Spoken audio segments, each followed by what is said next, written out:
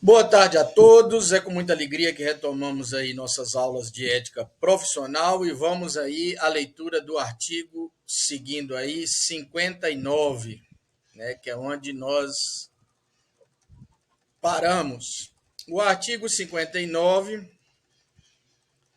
ele vai dispor o seguinte: compete ao relator do processo disciplinar determinar a notificação dos interessados para prestar esclarecimentos ou a do representado para apresentar defesa prévia no prazo de 15 dias, em qualquer caso. Então, o relator disciplinar, né, o relator do processo disciplinar, melhor dito, ele deve determinar a notificação dos interessados para prestar esclarecimento, né, ou do representado para apresentar defesa prévia no prazo de 15 dias em qualquer caso. Parágrafo 1º do artigo 59.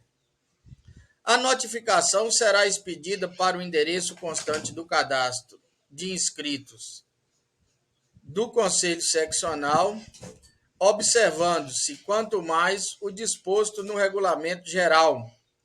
Parágrafo 2º.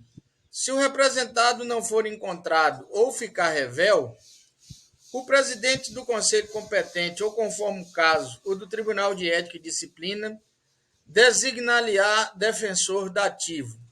Oferecida a defesa prévia, que deve ser acompanhada dos documentos que possam instruí-la e do rol de testemunhas até o limite de 5, será proferido despacho saneador e, ressalvada a hipótese do parágrafo 2º do artigo 73 do EA-OAB, designada, se for o caso, audiência para oitiva do representante, do representado e das testemunhas. O representante e o representado incumbir-se-ão do comparecimento de suas testemunhas, salvo se, ao apresentar o respectivo rol, requerem, por motivos justificados, sejam elas notificadas a comparecer à audiência de instrução do processo. O relator pode determinar a realização de diligências que julgar convenientes, cumprindo-lhe dar andamento ao processo, de modo que esse se desenvolva por impulso oficial. Parágrafo 6º. O relator somente indeferirá a produção de determinado meio de prova quando esse for ilícito, impertinente, desnecessário ou protelatório, devendo fazê-lo fundamentadamente. Concluída a instrução, o relator profere parecer preliminar fundamentado a ser submetido ao Tribunal de Ética e Disciplina, dando enquadramento legal aos fatos imputados ao representado. Abre-se, em seguida, prazo de 15 dias ao interessado e ao representado para apresentação de razões finais.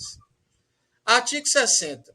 O presidente do Tribunal de Ética e Disciplina, após o recebimento do processo devidamente instruído, designa por sorteio o relator para proferir o voto. Parágrafo 1º do artigo 60. Se o processo já estiver tramitando perante o Tribunal de Ética e Disciplina ou perante o Conselho competente, o relator não será o mesmo designado na fase de instrução. O processo será incluído em pauta na primeira sessão de julgamento após a distribuição ao relator. Parágrafo 3º. O representante e o representado são notificados pela Secretaria do Tribunal com 15 dias de antecedência para comparecerem à sessão de julgamento. Parágrafo 4º. Na sessão de julgamento, após o voto do relator, é facultada a sustentação oral pelo tempo de 15 minutos, primeiro pelo representante e em seguida pelo representado.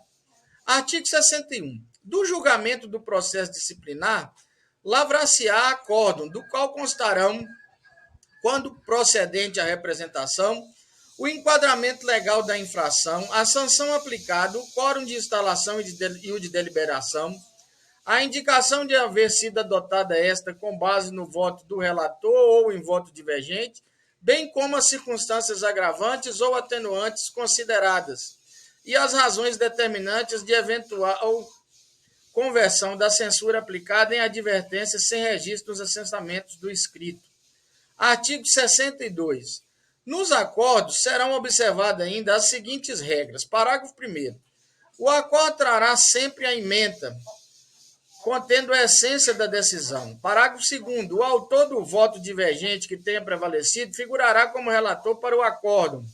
Parágrafo 3º. O voto condutor da decisão deverá ser lançado nos autos, com seus fundamentos. Parágrafo 4º. O voto divergente, ainda que vencido, deverá ter seus fundamentos lançados nos autos, em voto escrito ou em transcrição na ata de julgamento do voto oral proferido, com os seus fundamentos.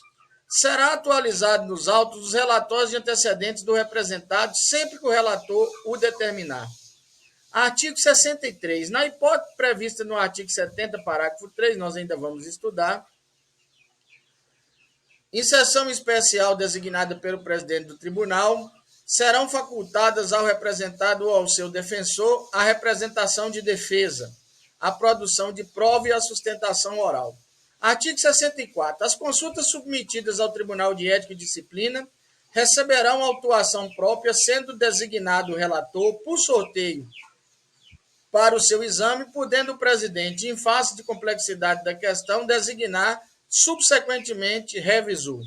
Parágrafo único do artigo 65. O relator e o revisor têm prazo de 10 dias cada para a elaboração de seus pareceres, apresentando-os na primeira sessão seguinte para a deliberação. Aliás, parágrafo único do artigo 64. Agora que nós vamos ao artigo 65. Artigo 65.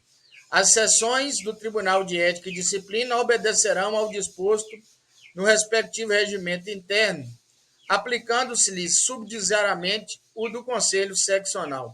Artigo 66. A conduta dos interessados no processo disciplinar que se revele temerário ou que caracteriza a intenção de alterar a verdade dos fatos, assim como a interposição de recursos com o intuito manifestamente protelatório, contraria os princípios desse Código, sujeitando os responsáveis à correspondente sanção. E, por fim, nós vamos ver o artigo 67. Os recursos contra decisões do Tribunal de Ética e Disciplina ao Conselho Seccional regem-se pelas disposições do Estatuto da Advocacia e da Ordem dos Advogados do Brasil, do Regulamento Geral e do Regimento Interno do Conselho Seccional. Parágrafo único. O Tribunal dará conhecimento de todas as suas decisões ao Conselho Seccional para que determine periodicamente a publicação dos seus julgados. Daqui a pouquinho a gente retoma aí do artigo 68. Tudo bem? Até daqui a pouquinho, então.